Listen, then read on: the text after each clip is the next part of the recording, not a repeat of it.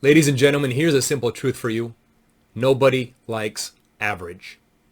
Imagine you've got a friend that visited a restaurant before the shutdown of COVID-19.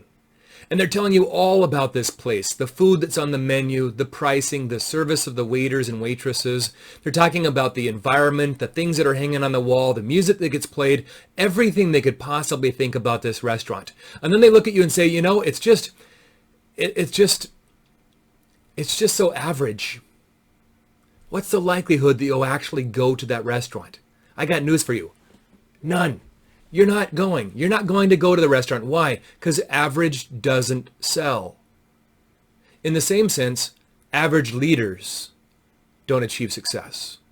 That is, people don't follow average leaders. People like to follow leaders that are uncommon, that are different, that are exceptional in one way or another. And I want to share with you 3 ways today that you can be an uncommon leader. Way number 1, before you check your email every single morning, say hi to at least 3 people. Now, if you're working in an environment where people are actually showing up to work at the location, not too hard to do. Again, before you go to your office, before you turn on your computer, before you check that email, go to other people's offices, their cubicles, wherever else they might be, and say hi to at least 3 people. If you're working from home now, that might be a little bit more difficult, but you can still do it. Use things like MS Teams or text them. Send them a Marco Polo. Use WhatsApp. I don't care. Just find some way where every single morning before you attempt into the task-oriented business that you need to do, start with focusing on the people. Say hi to them.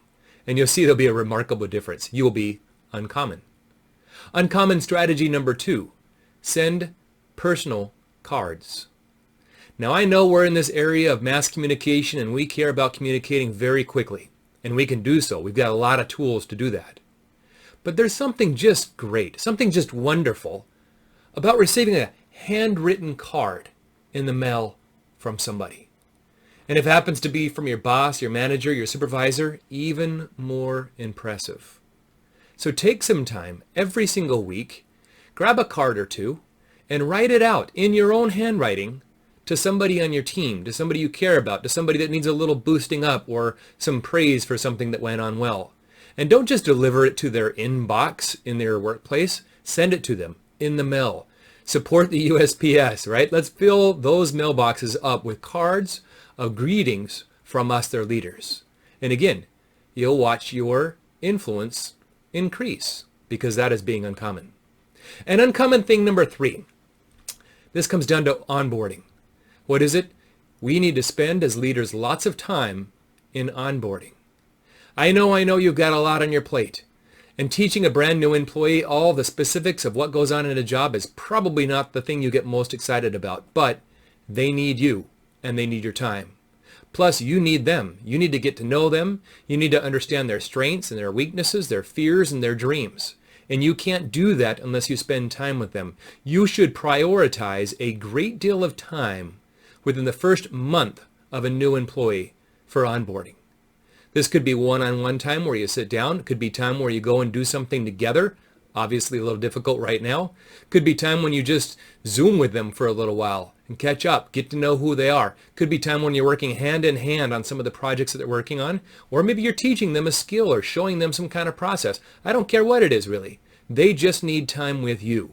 So in the first month, make sure that you're spending a great deal of time with all of your brand new employees. Again, 3 different ways that we can be uncommon in leading. Before you check your email, make sure you say hi to people, three people every single day. Make sure that you write out and send personal greeting cards to individuals.